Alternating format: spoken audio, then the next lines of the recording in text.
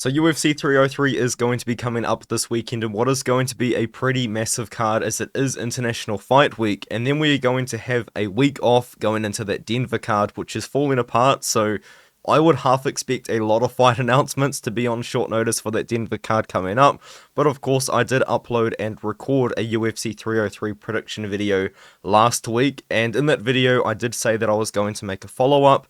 Now, I initially did plan on making a more in-depth follow-up video, but I think I am just kind of going to skim through the fights just once more and give a little bit more detail into what I did in that initial video last week, as of course that video was about a week ago now, and I wasn't too sure on a lot of picks, so now I'm going to kind of go through and give you guys my final predictions for the card, which is just coming up this weekend. Now, of course, if you did want to sign up to We Want Picks, it is $10 per month, and if you do sign up using my code, you get a 3-day free trial, and right now is a good time to sign up, and the reason why is because it's the end of the week, and Angelo and Jacob from We Want Picks right now already do have a lot of bets on this card, and they're actually in Las Vegas right now at the time of me recording this video. And aside from that as well, if you do like my content and you want to see more UFC, MMA, PFL, Bellator content, I've already got PFL predictions up on my channel, and if you did want to subscribe, I really would appreciate it. Over the next couple of weeks, I am going to try and put out quite a bit of content as I am on break from university right now. And of course, starting off the card, according to Tapology anyway, is going to be Ricky Simone fighting against Vinicius Oliveira, and if you haven't seen the We Want Picks Lock of the Week video yet, I'm sorry if this is going to spoil it for you. Oliveira is the Lock of the Week for We Want Picks, Jacob's Lock of the Week, and I am going to be picking against it. I am picking Ricky Simone to win this fight, and I just think it's a really bad matchup for Vinicius Oliveira. Now, I do understand that there is a very fair argument that you could make that Vinicius Oliveira is one of the most dangerous guys on the feet at 135 pounds, and I know that might sound crazy to say because he is only one fight into the UFC, but this guy does possess otherworldly power at 135 pounds, and the reason why is just because he swings for the fences, man. Like, he is throwing 125% of his power into every single strike that he does throw, and if he does land on Ricky Simone, he is going to knock him out. On the feet, I think it probably would be pretty fair to give Oliveira the striking advantage, even though I do still think that he's not the most technical guy.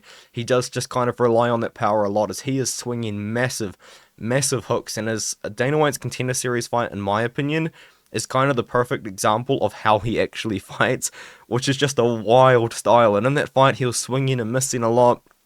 Similar story against Sapai, where Sapai was able to find success with the takedowns, which is of course the storyline going into this one. Now, I do understand that what Jacob is basing his prediction off of is Ricky Simone's terrible takedown offense percentage.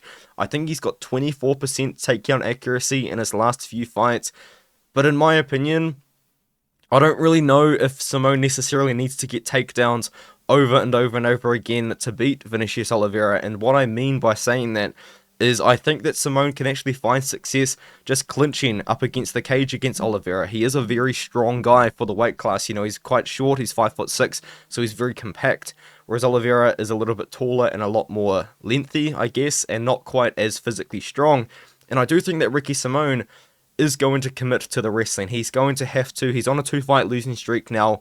Don't get me wrong, his job is not in jeopardy whatsoever. He's a borderline top 15 guy, but I think he's going to want to turn it around. You know, he's going to want to get a win back. And the guys that he lost to, Mario Batista, very good. Actually found a lot of success in the wrestling against Simone, which was interesting. But then against Song Yadong good. He's really good. You know, he's a potential championship level fighter. So yeah, I just think that we're going to see Simone get the wrestling going. That's what it comes down to. I think even then, Oliveira leaves himself very open. Like, he throws a lot of strikes. Like, he throws hooks, and very regularly you see a guy throw a hook. And when you throw that hook, you leave yourself completely open to get taken down or to get dived underneath. And I think that Simone is just going to be able to find those opportunities to get the wrestling going, which is why I am going to pick Simone by decision. But it is worth noting we have learnt in that fight against Sapai, Oliveira is going to be dangerous for all 3 rounds.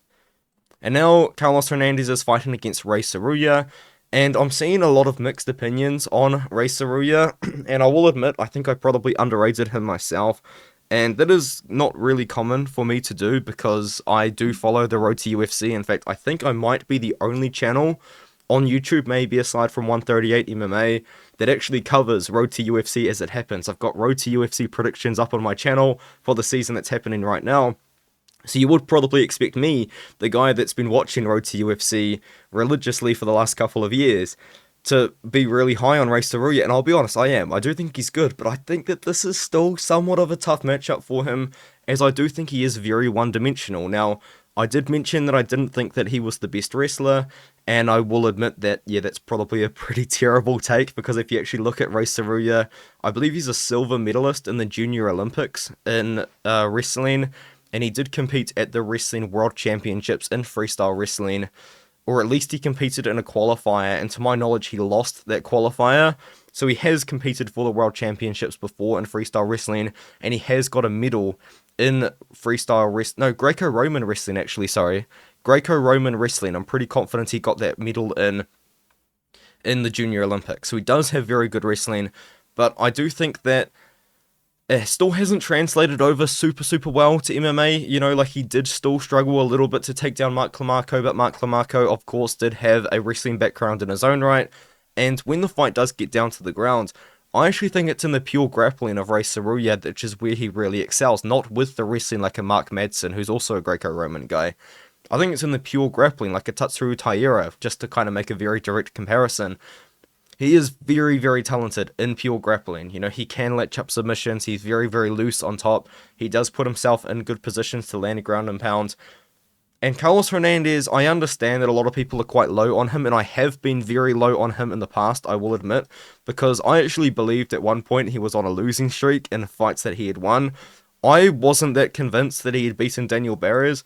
I wasn't that convinced that he had beaten Victor Altamirano, so I actually thought that he was on a 2-fight losing streak here. And then, of course, he lost to Nascimento, but there's no shame in that. And then out of nowhere, to me anyway, he looked really good in the boxing against Dennis Bondar.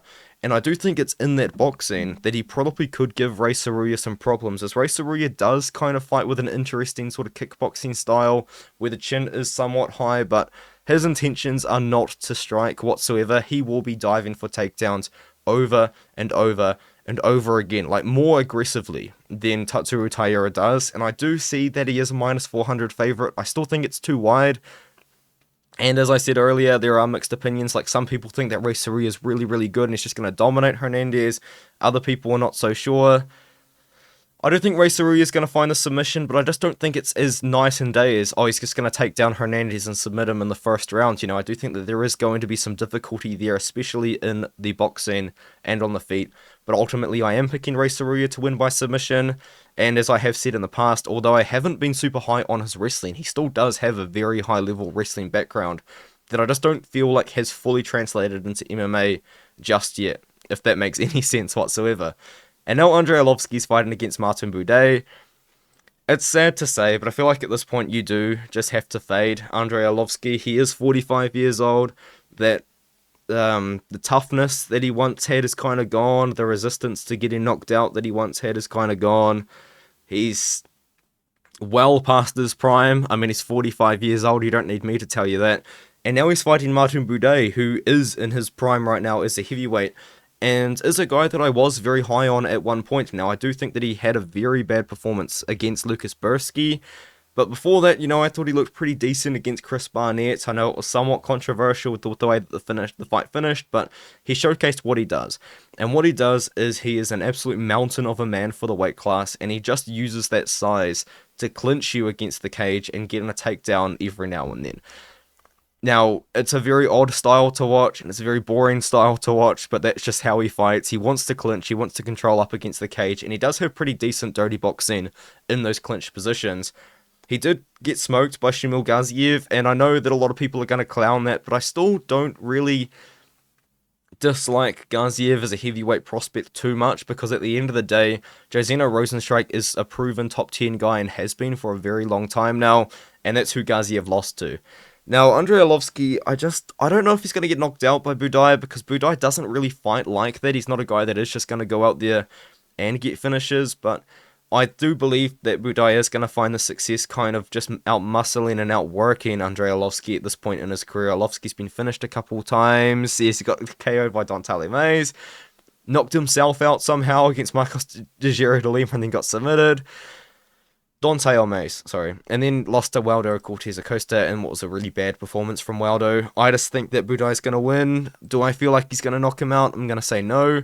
But do bear in mind, this was meant to be the Conor McGregor card. This was meant to be a big spotlight on this fight, of course, because I think that Andrei Arlovski is going to retire. And I think that the UFC wanted that retirement speech to be on the McGregor card. I do think we see Arlovski retire this weekend, win or lose.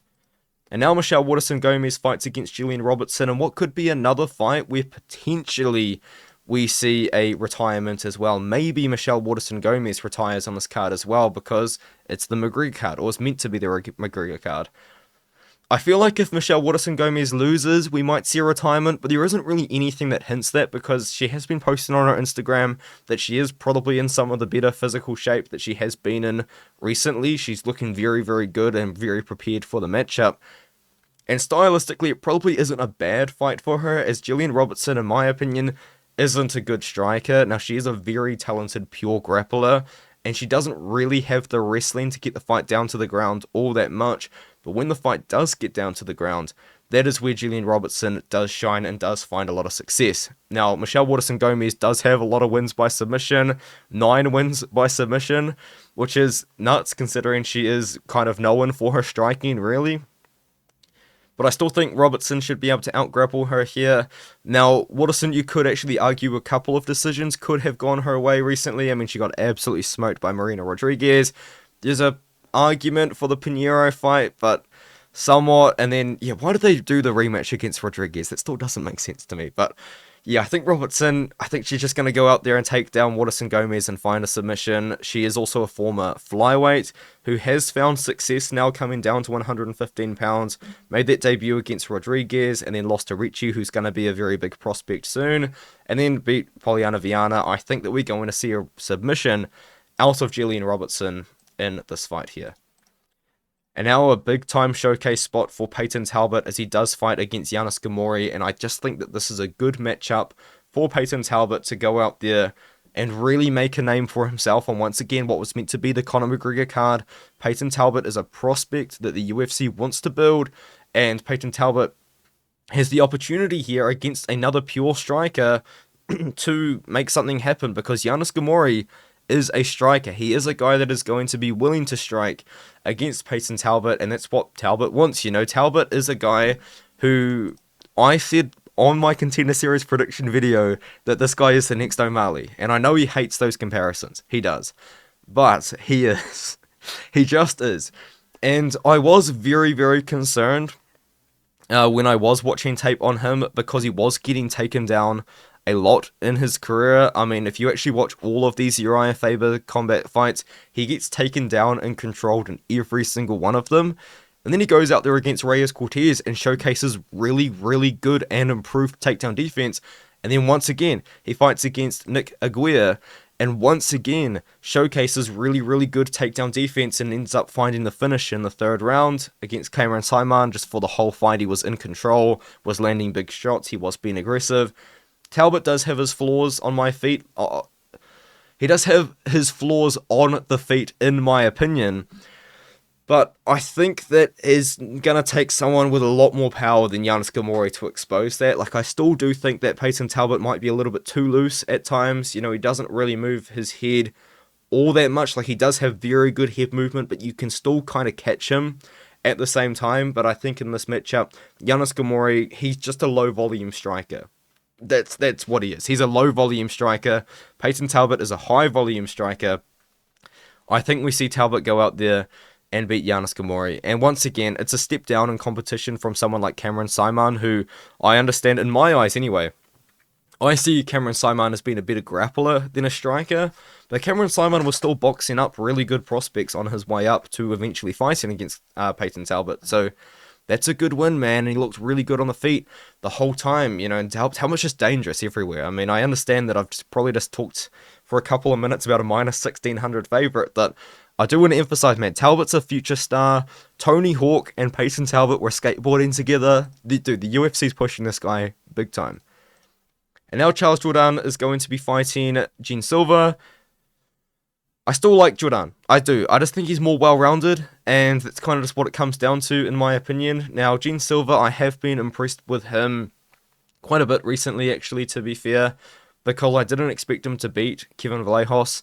And then Kevin Vallejos looked really good in round number 1, but Gene Silva just has so much power that he managed to overwhelm Vallejos in round number 2, and especially in round number 3. And then he gets given a pretty good matchup against Weston Wilson, and he beats him the same way that Chika Saragi was meant to beat him, but that's definitely another story. But yeah, Gene Silva knocks out Weston Wilson, decent performance there. And now he's fighting Jourdain, who, just in my opinion, is a more technical striker, has more options on the feet as well, as I do kind of see Silva as mostly a boxer, and Jourdain is definitely a guy that does have a lot of kicks in his arsenal and can kind of fight from range a lot better than Silva can, in my opinion. But also, we know that Jourdain has grappling, and we know that he can grapple. And Gene Silva is a guy whose grappling we haven't really seen, like, ever. You know, his fight against Vallejos, that was a pure boxing fight. And then his fight against Weston Wilson, I know Weston Wilson kind of threw up a knee bar at some point, but he was just getting smoked the whole time, to be fair. And then before that, you know, he was just knocking guys out in the first round, or finishing guys in the first round. I mean, these are submission. We haven't seen much grappling. 3 years ago, in my defense. But Jourdain, if I knew for a fact that Jourdain was going to mix the striking with the grappling, I would be a lot more confident in him than I am. Because Jourdain has been knocked out before, he has been caught before. Silva is a very powerful guy and is a pretty big guy for the weight class, and he does have the power to maybe make something happen there. But I think that Jourdain can mix in wrestling, grappling, and striking, which is why I do like him in this matchup. I do like him by decision as well, like most people. There is chance for a submission, though, because it depends on how good Gene Silva's grappling is, because we just genuinely don't really know. And now Cub Swanson is fighting Andrei Fili. I don't really know if this is like a tough fight to predict necessarily, but it is just kind of tough to trust both guys at this point. Now, Cub Swanson, he is 41 years old now, and he's definitely kind of... He is past his prime. He's 40, turning 41 soon, and he did try to make 135 pounds, almost in like a Dan Hooker move to fight Arnold Allen against Jonathan Martinez, which was just a little bit of a recipe for disaster in hindsight, right? But hindsight's 2020. And he beat Hakeem Dawodu, who was a prospect that I thought was okay, and then he made me look like a right idiot by beating Dawodu. And now Andrei Fili. Andrei Fili's tough because he does have KO power on the feet, he does have decent striking, and he does have very good grappling as well. He's just a very well-rounded guy, and his style, although he has fought 34 times, I feel like his fighting style is still somewhat hard to describe. Man, why can I not find words today? I apologize. But I do think he can beat Cub Swanson here. You know, like, leg kicks in the past have worked against Cub Swanson. Andrei Fili throws a lot of leg kicks. Grappling has worked against Cub Swanson in the past, and Andrei Fili can grapple offensively. That is how he has won some close decisions in the past, by really mixing it up. Overall, I do just see Andrei Fili winning this matchup. Now, there probably is a very good chance that this fight does just take place on the feet. And in that sort of aspect, I think that would give Cub Swanson a little bit of opportunity, but I still like Andrei Fili here. He is very rangy for the weight class too, 5'11" with a long reach. I think we're going to see Fili win what could be a pretty close decision. I mean, he is minus 190, which is pretty wide odds somewhat, but yeah, I like Fili, but I'm low confidence in him. Now Joe Pyfer matches up against Marc-Andre Barriault, and I do like Pyfer in this matchup, and actually after watching John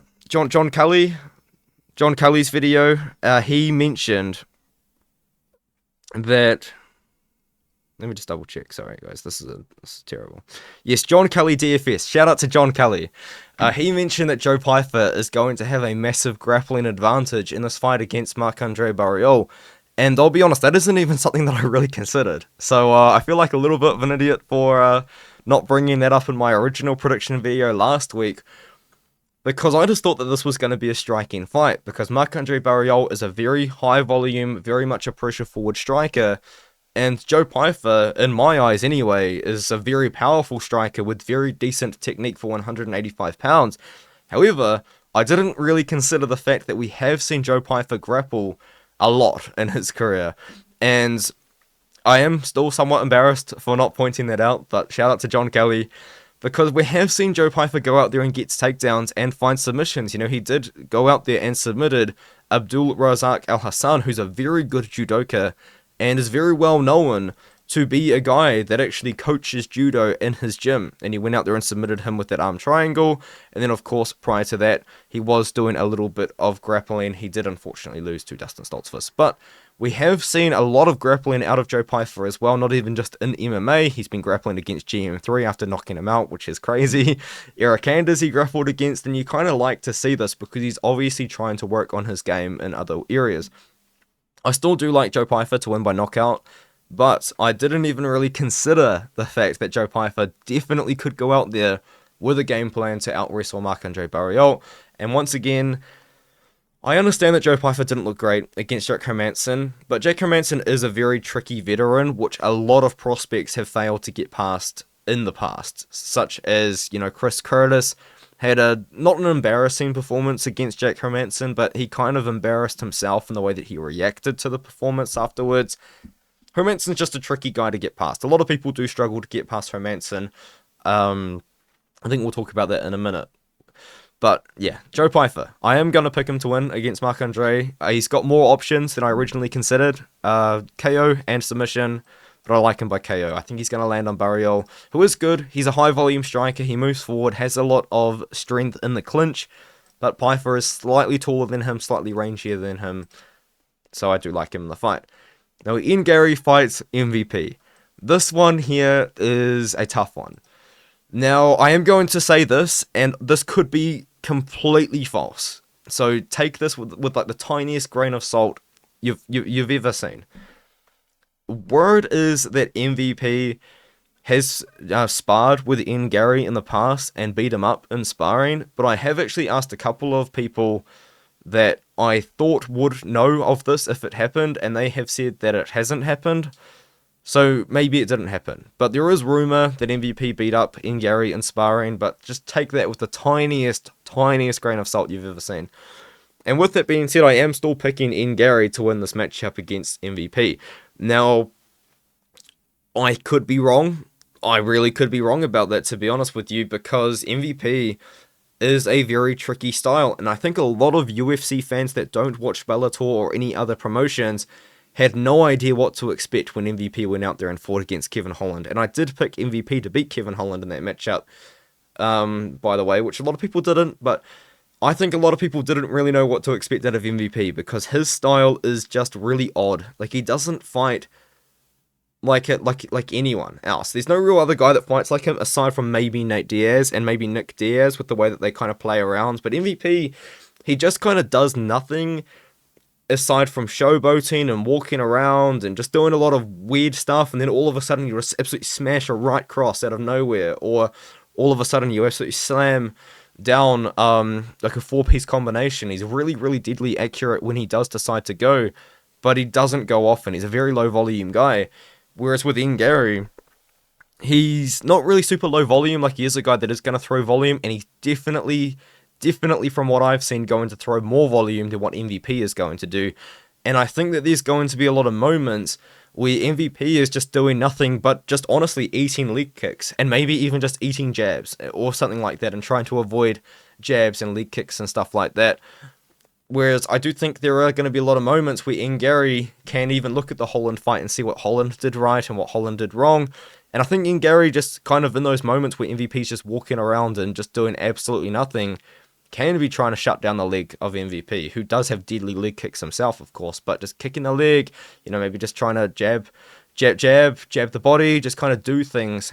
And then MVP's going to blitz and try and win an exchange, whereas Ian Garry has showcased in the past that he does have a pretty strong clinch game and can go to the clinch if he needs to. Now, to be fair, the ways that he won those fights in the clinch were against, in my opinion, significantly not high-level fighters as Michael Page, like Gabe Green, and against guy whose name I forgot. I'm so sorry. I'm going to have to go there real quick. Against Darian Weeks. You know, he beat Darian Weeks by clinching him in a lot. And I just think that we're going to see a lot of moments where nothing's really happening, but Garry is going to be the one throwing the strike, so he's going to win the fight that way. That's kind of it, I'll be honest. Now, I have seen predictions out there that people are going to pick MVP to knock out Garry, and I could see Garry get knocked out. I mean, you can see in this photo here, he's got a tiny head, man. Like, his head is tiny, but that might make him a hard target to hit. I don't know, but yeah. I'm picking Garry, man. I'm picking him by decision. I would like MVP to win because, as I have said in the past, I feel like MVP actually has a lot to lose. He is a guy that fought for the title in Bellator against Logan Storley, lost a decision. Some people believe he could have won, and then he fought against Mike Perry and BKFC and kind of did that. And now he's 37 years old. It really is now or never for MVP. And another thing that I should definitely mention is that before this fight was announced and when this fight was in talks, it was originally going to be Garry versus Colby Covington, which has now come out and said that Garry was actually really trying to get that fight. Michael Page was trying to make the fight 175 pounds, or at UFC 304, because he didn't think that he could make the weight on short notice. So, although it's not really a short notice fight, I think this fight was actually announced about 2 months ago, MVP, maybe he has a pretty tough weight cut, and the reason why might just be because he doesn't really have like a lot of muscle that he can drain water from to cut that weight. So MVP, like, I know that he's had a full camp, really, might still struggle to make the weight because, I don't know, maybe he just couldn't really make the weight. So this was actually, MVP wanted this to be at 175 pounds, definitely worth noting there. Could mean nothing. I mean, like the sparring thing, but I did just want to bring that up as well. I do like Garry in the fight, though. I think there's definitely other guys to expose Garry, potentially, but I think it would probably take a guy that can really mix in wrestling and grappling. Maribono Silva's fighting Macy Chiasson, and I could really be convinced to pick Macy Chiasson, to be honest with you. And I understand that I probably was very harsh on this fight in my original prediction, but to be fair, I was absolutely gassed from exams at that point, so I was so tired. Macy Chiasson, I still do worry though, this is a genuine worry with me, about her making 135 pounds, because you put her on a pay-per-view opportunity here, and you really need Macy Chiasson to make weight, and she is very big for 135 pounds. She's 5'11". Is she taller than me? I am 1 centimeter taller than Macy Chiasson. Trying to make 135 pounds, 5'11" at 135 for anyone is quite a lot. And that's a lot of weight to really drain for Chiasson to make that weight. But she did make weight against Penny Kianzad, against Irene Aldana. Both of them actually were failing to make the weight, so it was a catch weight at 140. The fight against Norma Dumont, I believe, was at 145. And this fight against Pennington, I believe, was a featherweight miss. And then there's a lot of other cancelled fights because she couldn't make the weight, which is why I really think the UFC probably don't want her to be the champion, because, man, you just can't trust her to make weight, man. I do understand, though, to be fair, I will give her some credit here, that it is a massive weight cut for her, and 145 pounds isn't a weight class anymore, so she has to make this weight now. But when it comes skill for skill, Chiasson's good as well. You could argue that she was beating Irene Aldana until that weird upkick to the liver, and she could have got a title shot potentially off that fight, maybe. And Maribono Silva really got exposed in her last fight, and I will admit again, I was completely wrong. I thought that she had asthma. She has ADHD, not asthma. I'm an idiot on that one, to be fair, but she really did get exposed to having not really much cardio against Pennington. She had nothing really to offer after, honestly, the second round. Absolutely nothing to offer Raquel Pennington in that fight. But we've still seen a lot of danger out of Maribono Silva. We've still seen a lot of danger in the striking and the grappling. And although I think that Macy Chiasson is really good and definitely could win this fight by just using her strength and outmuscling Maribono Silva up against the cage in the clinch, maybe even get an occasional takedown and try to stay safe against the grappling of Maribono Silva, I'm just going to pick the danger of Maribono Silva to get it done here, but there is a massive size discrepancy here. Maribono Silva is a lot smaller than Macy Chiasson. I mean, Chiasson's massive for 135 pounds. She probably is the biggest women's bantamweight on the roster. Maybe even bigger, arguably, than Kayla Harrison. I could be wrong on that one, though, for sure. But yeah, this is it's a tough fight to predict, I feel. Even though minus 190 is wide, there's a lot of people on Chiasson that I have noticed, but I am going to go with the danger of Bueno Silva, the skill set of Bueno Silva to get it done, but I don't feel that good about it, I will be honest. And now I think we move on to what is probably my only underdog pick of the card, is Anthony Smith taking on Roman Dolidze here, and I believe, to my knowledge still, Anthony Smith is the underdog. And if he's not, then this is an all-favourites card for me. It's been a long time since that happened, but it is what it is. It's just how the picks fall, I guess. But I am picking Anthony Smith to defeat Roman Dolidze here on that short notice. Dolidze is a guy at one point, at 185 pounds, I thought was going to be something. And he fooled everyone. He went out there against Jack Hermansson, and he ended up beating him in what was a very dominant position to put Jack Hermansson in. With that grappling, and he kind of had him like in a weird leg lock knee bar, and then he finished him off with ground and pound. It was quite impressive, really. And then he goes out there against Vettori. And in that fight against Vettori, although he couldn't... for some reason, Vettori didn't make the adjustment. We were very exposed to the very limited ability of Roman Dolidze on the feet. All he has is an overhand. He's got absolutely nothing else. And if you watch that Marvin Vettori fight, there is a moment, I believe in the second round, where all Dolidze does is throw like 14 overhands over and over again with the same side. I'm pretty sure it's the left hand. Just 14 of them. And what was crazy to me, absolutely crazy to me, was that Vettori couldn't see it coming. He never made the adjustment. And that's just how bad middleweight is as a division. Vettori couldn't make the adjustment for one strike. That was all that he was throwing, and Vettori never made the adjustment the whole time. All Dolidze has on the feet is an overhand. He's got absolutely nothing else. He's got big power. That's it. And he lost to Imavov there, but Dolidze doesn't have, in my opinion, very good striking at all. And I think that has been exposed a lot by Vettori and Imavov, of all people as well, by the way. But Dolidze, what he does bring into this matchup, though, is still world-class grappling, because he is, I believe, a world champion grappler, and if he's not a world champion grappler, definitely correct me in the comments. I believe he's a European champion grappler. I think he is a world champion, or at least a silver medalist, or something along those lines, but Dolidze is dangerous. He's going to bring a lot of danger in this matchup against Anthony Smith, because you definitely could say that Anthony Smith has seen better days in his career. I mean, we're talking about a guy now, to quickly math it out, is 56 fights into his pro career, and he has been TKO'd a lot, he has been injured a lot, he's been taking a lot of damage. I mean, that fight against Glover Teixeira, when he absolutely got smoked by Glover Teixeira in that fight in 2020, there was talks about that potentially being the end of his career, and then he really turned it around. I think what we see against with Anthony Smith here is going to be a size advantage as well. I understand Dolidze was a pretty big middleweight. Now he's taking the fight on short notice at 205, so probably doesn't have to cut too much weight, because I believe most middleweights walk around at like 205, 210 pounds, so probably isn't going to be a tough weight cut for Dolidze on short notice here. Smith will have the size advantage, though. We've seen Smith, he is listed at 6'4". He always seems to look a little bit taller than that in fights, though, if that makes sense. I mean, especially against Jimmy Crute, you could tell that Anthony Smith was a much bigger fighter in that matchup when he fought against Jimmy Crute. And I think he is going to find that size advantage against Dolidze as well. Now, Smith, he's a grappler. In my eyes, I think he's a grappler at 205 pounds, but we have seen him really been getting it done with the striking in the past as well. He's got a long kickboxing style. He's going to be the more technical striker in this fight here against Dolidze.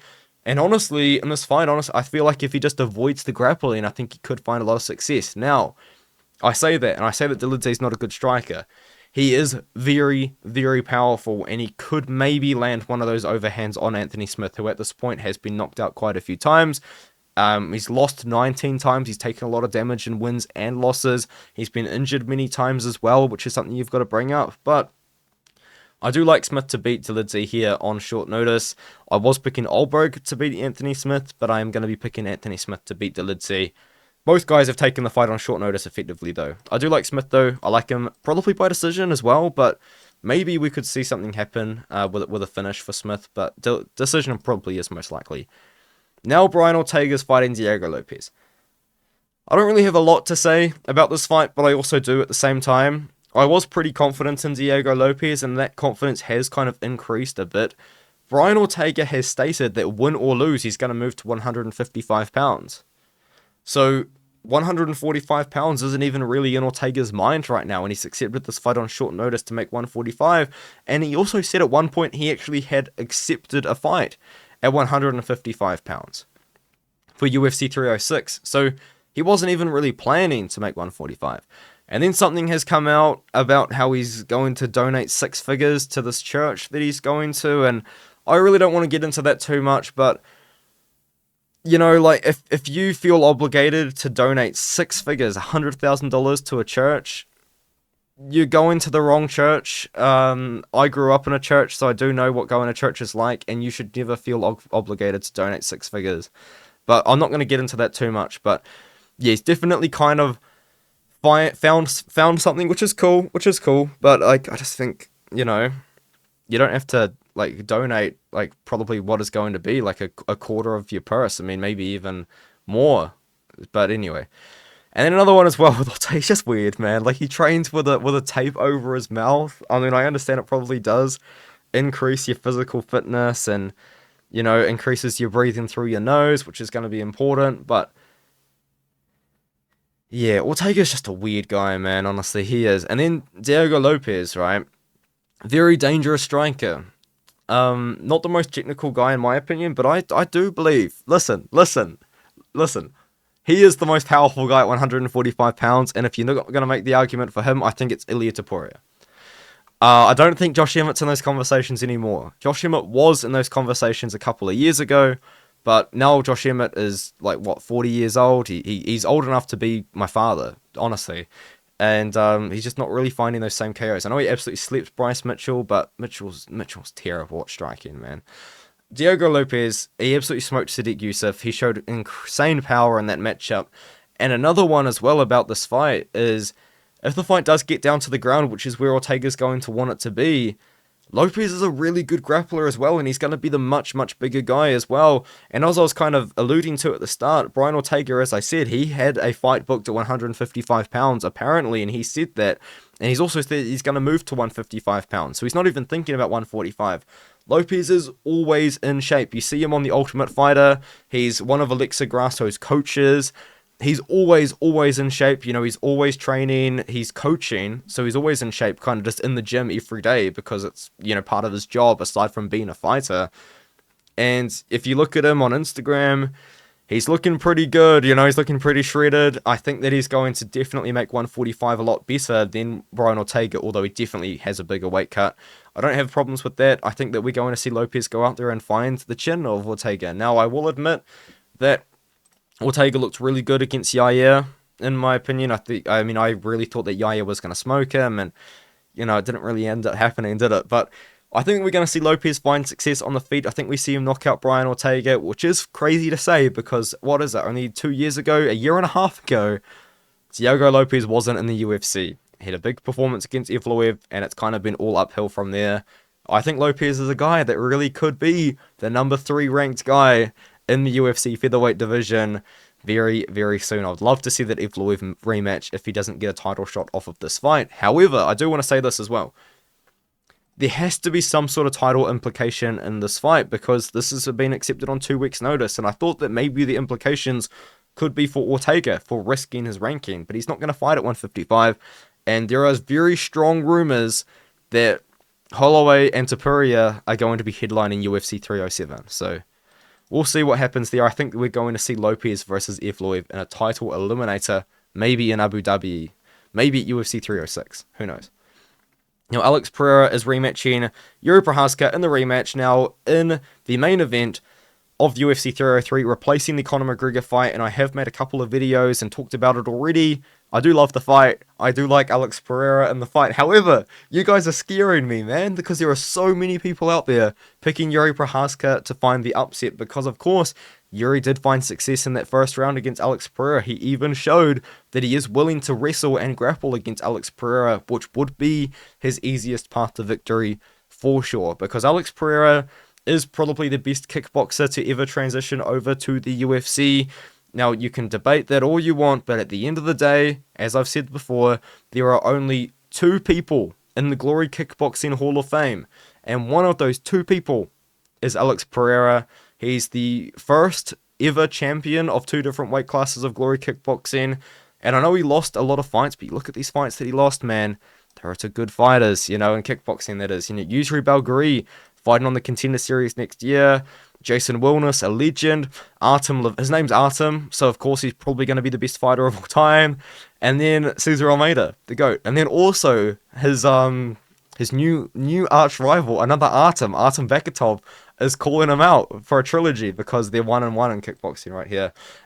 What's funny though is you could argue this fight should have been scored for Bekatov, and this fight should have been scored for Pereira. But with that being said, I think Pereira does beat Jiri, man, I do. I think it comes down to quite a few things, and one thing that I have learnt by covering the PFL this year is that guys that take a lot of damage and then return after a couple of months don't really look that good, and at the end of the day, who took the most damage at UFC 300? It was Jiri. Jiri went to war with Rakic in a fight which Rakic really did match the energy of Jiri Procházka, and we got what, in my opinion, was the best fight on the card.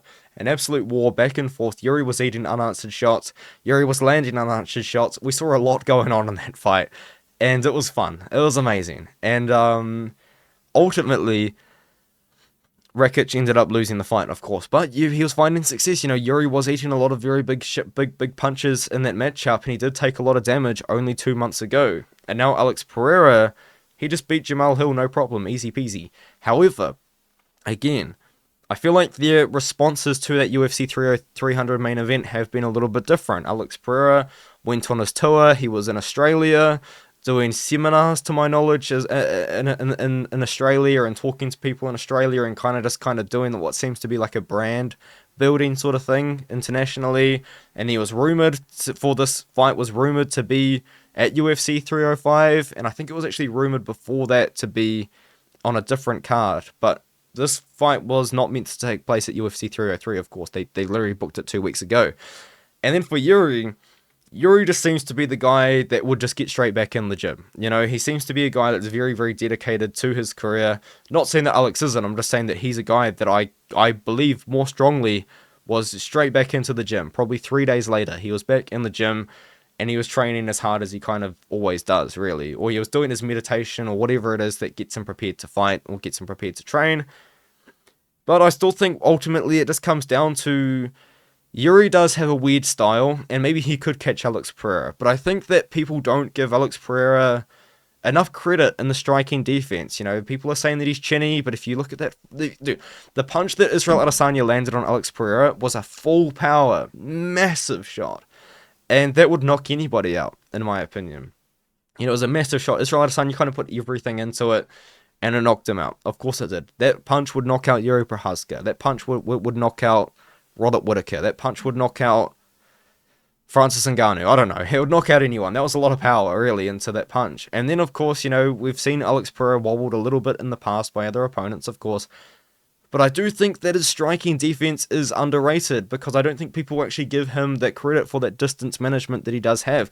Now, he's a very low volume striker, but he's always out of range. He does just kind of move his head back and forth. That's his striking defense, which isn't amazing, I know. But it's worked for him in the past. I think it does still work for him against Jiri. Jiri just gets hit. he does, and I know that Alex Pereira, of course, is probably a pretty good matchup, maybe just to really confuse him, because there's no way that Alex Pereira has ever fought someone like Jiri before. I think we're still going to see him get it done. And it's also very hard for me to actually say that I think Pereira is going to show improved takedown defense in this fight, because you could argue he hasn't really been training as hard for UFC 300, sorry. But I think we're still going to see Alex Pereira go out there and find that success on the feet and ultimately land that KO blow on Jiri. We've seen Jiri hurt before. We saw him hurt in his last fight. Now, if Jiri won, would we get a trilogy? I would love for that to happen. That would be amazing. But I've got to go with Alex. It's a striker versus striker fight for the most part. I know Jiri can grapple, and that is a massive X factor. But I think it's striker versus striker, and I think Alex gets it done. Let me know what you think in the comments below. And unfortunately, we've got a week off. But I did want to say at the very end of this video, this could be a pretty exciting time to be a guy that follows news very, very closely, because there's 8 fights for this Namajunas versus Cortez fight, which is in 2 weeks in front of an arena Only 8 fights, a lot of cancelled fights. We are going to get a lot of short notice replacement fights announced soon, so keep an eye out for that. I will be covering it on the channel. I've got a pretty decent amount of free time now that I'm out of exams, and I'm going to make a lot of content. So I'll see you guys in the next video.